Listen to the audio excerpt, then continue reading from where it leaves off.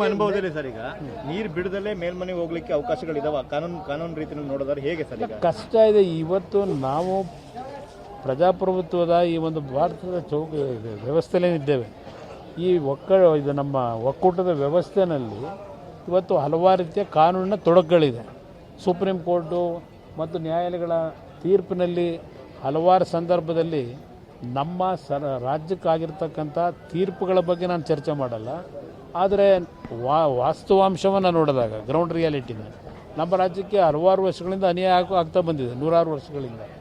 ಇದನ್ನು ನಾವು ಬರೀ ಟೀಕೆಗೆ ಆಸ್ಪದ ಕೊಡದೆ ನಾವು ಸರ್ಕಾರಗಳನ್ನು ನಡೆಸಬೇಕಾದ್ರೆ ಇದನ್ನು ಯಾವ ರೀತಿ ಗ್ರೌಂಡ್ ರಿಯಾಲಿಟಿನಲ್ಲಿ ಸರಿಪಡಿಸ್ಕೊಳ್ಳಿಕ್ಕೆ, ಇಂಥ ಒಂದು ಬರಗಾಲಗಳು ಬಂದಾಗ, ನೀರಿನ ಸಮಸ್ಯೆ ಬಂದಾಗ ಅದನ್ನು ನಮ್ಮ ರೈತರು, ನಮ್ಮ ನಾಡಿನ ಜನತೆಗೆ ಅನಾನುಕೂಲಗಳಾಗದೇ ಇರತಕ್ಕಂಥ ರೀತಿಯಲ್ಲಿ ಯಾವ ರೀತಿ within the purview of our legal ಇದೇನಿದೆ ಆ ಹಿನ್ನೆಲೆಯಲ್ಲಿ ನಾವು ಕ್ರಮಗಳನ್ನು ತೆಗೆದುಕೋಬೇಕು ಅನ್ನೋದು ನಾನು ಈ ಸರ್ಕಾರದ ಮೇಲೆ ಒತ್ತಾಯ ಹಾಕ್ಲಿಕ್ಕೆ ಬಯಸ್ತೀನಿ.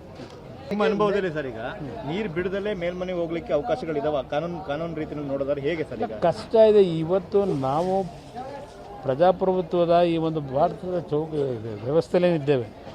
ಈ ಇದು ನಮ್ಮ ಒಕ್ಕೂಟದ ವ್ಯವಸ್ಥೆಯಲ್ಲಿ ಇವತ್ತು ಹಲವಾರು ರೀತಿಯ ಕಾನೂನಿನ ತೊಡಕುಗಳಿದೆ. ಸುಪ್ರೀಂ ಕೋರ್ಟು ಮತ್ತು ನ್ಯಾಯಾಲಯಗಳ ತೀರ್ಪಿನಲ್ಲಿ ಹಲವಾರು ಸಂದರ್ಭದಲ್ಲಿ ನಮ್ಮ ರಾಜ್ಯಕ್ಕಾಗಿರ್ತಕ್ಕಂಥ ತೀರ್ಪುಗಳ ಬಗ್ಗೆ ನಾನು ಚರ್ಚೆ ಮಾಡಲ್ಲ. ಆದರೆ ವಾಸ್ತವಾಂಶವನ್ನು ನೋಡಿದಾಗ ಗ್ರೌಂಡ್ ರಿಯಾಲಿಟಿನ ನಮ್ಮ ರಾಜ್ಯಕ್ಕೆ ಹಲವಾರು ವರ್ಷಗಳಿಂದ ಅನ್ಯಾಯ ಆಗ್ತಾ ಬಂದಿದೆ, ನೂರಾರು ವರ್ಷಗಳಿಂದ.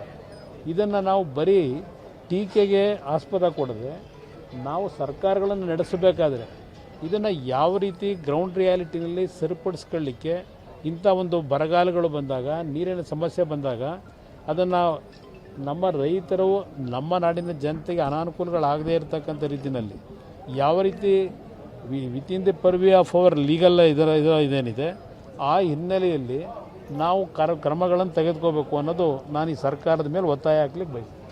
ನಿಮ್ಮ ಅನುಭವದಲ್ಲಿ ಸರ್ ಈಗ ನೀರು ಬಿಡದಲ್ಲೇ ಮೇಲ್ಮನೆಗೆ ಹೋಗ್ಲಿಕ್ಕೆ ಅವಕಾಶಗಳಿದಾವ ಕಾನೂನು ರೀತಿಯಲ್ಲಿ ನೋಡೋದಾದ್ರೆ ಹೇಗೆ ಸರ್ ಈಗ? ಕಷ್ಟ ಇದೆ. ಇವತ್ತು ನಾವು ಪ್ರಜಾಪ್ರಭುತ್ವದ ಈ ಒಂದು ಭಾರತದ ವ್ಯವಸ್ಥೆಯಲ್ಲಿದ್ದೇವೆ.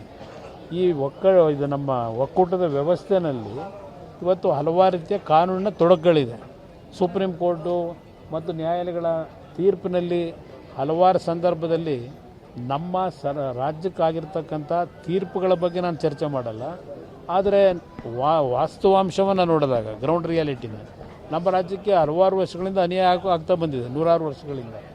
ಇದನ್ನು ನಾವು ಬರೀ ಟೀಕೆಗೆ ಆಸ್ಪದ ಕೊಡದೆ ನಾವು ಸರ್ಕಾರಗಳನ್ನು ನಡೆಸಬೇಕಾದ್ರೆ ಇದನ್ನು ಯಾವ ರೀತಿ ಗ್ರೌಂಡ್ ರಿಯಾಲಿಟಿನಲ್ಲಿ ಸರಿಪಡಿಸ್ಕೊಳ್ಳಿಕ್ಕೆ, ಇಂಥ ಒಂದು ಬರಗಾಲಗಳು ಬಂದಾಗ, ನೀರಿನ ಸಮಸ್ಯೆ ಬಂದಾಗ ಅದನ್ನು ನಮ್ಮ ರೈತರು, ನಮ್ಮ ನಾಡಿನ ಜನತೆಗೆ ಅನಾನುಕೂಲಗಳಾಗದೇ ಇರತಕ್ಕಂಥ ರೀತಿಯಲ್ಲಿ ಯಾವ ರೀತಿ within the purview of our legal ಇದೇನಿದೆ ಆ ಹಿನ್ನೆಲೆಯಲ್ಲಿ ನಾವು ಕ್ರಮಗಳನ್ನು ತೆಗೆದುಕೋಬೇಕು ಅನ್ನೋದು ನಾನು ಈ ಸರ್ಕಾರದ ಮೇಲೆ ಒತ್ತಾಯ ಹಾಕ್ಲಿಕ್ಕೆ ಬಯಸ್ತೀನಿ.